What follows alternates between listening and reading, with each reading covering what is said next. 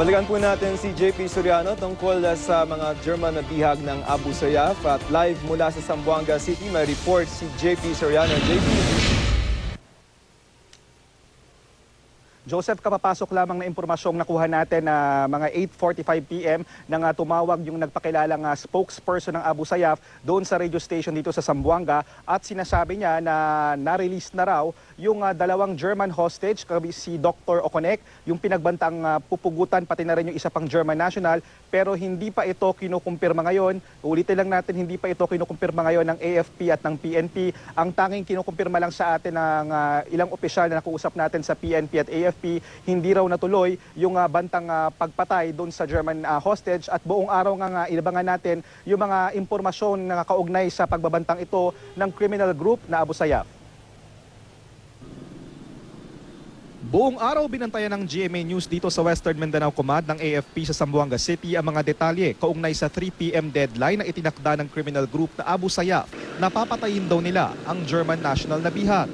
Pero hanggang nitong alas 5 ng hapon, oras kung saan itinakda ng bandidong grupo ang kanilang extension, ay wala pa rin makapagkumpirma kung tinotoo o hindi ng criminal group na ASG ang kanilang banta. Naging maingat din sa pagbibigay ng detalye ang militar at PNP. Nitong Abril ng dukutin ng bandidong ASG si Stefan Okonek kasama ang isa pang German national na si Henrique Dielen habang sakay ng yate sa pagitan ng Malaysia at Palawan. Ang demand ng ASG 250 million pesos na ransom at ang pag-atras ng gobyerno ng Germany sa pagkilos laban sa ISIS. Sa isa pang panayam sa isang radio station dito sa Zamboanga ng nagpakilalang tagapagsalita ng Abu Sayyaf, sinabi nilang isa pa sa demand nila ngayon, i-pull out ng militar ang kanilang tropa sa Sulu. Ayon sa PNP, sa ngayon ay nagko-conduct sila ng regular law enforcement operation sa probinsya ng Sulu.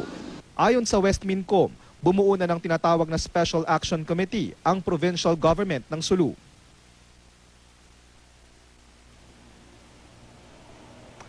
At Joseph, ilang impormasyon pa yung nakuha natin mula sa ilang source sa Sulu.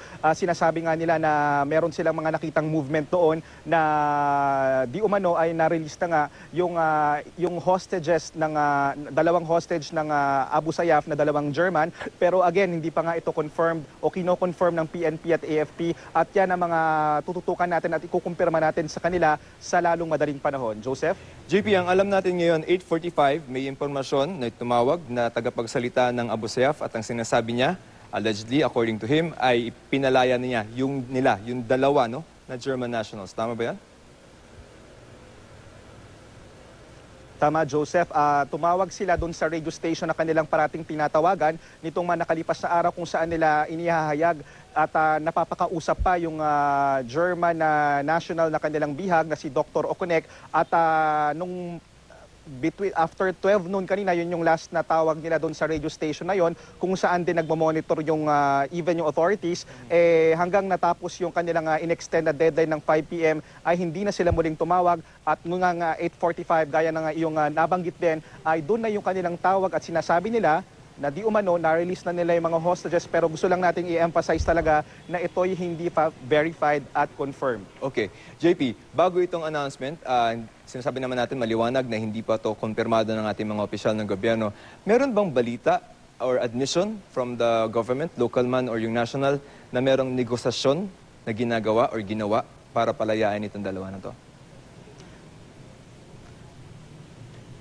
Nabanggit ng Naval Forces ng West Mincom na merong nangyayari o the negotiations are ongoing pero hindi na sila nagbigay ng iba pang detalye. Yan ang binanggit nila kaninang umaga.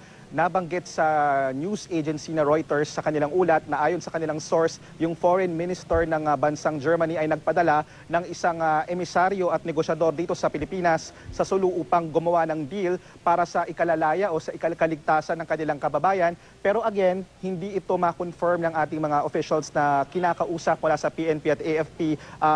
Bagkus ang kanilang mga binabanggit sa atin ay yung mga ginagawang mga ongoing mga operations na ginagawa ng PNP at AFP sa Sulu para mailigtas o kumbaga matulungan at matutukan ang kasong ito. Joseph?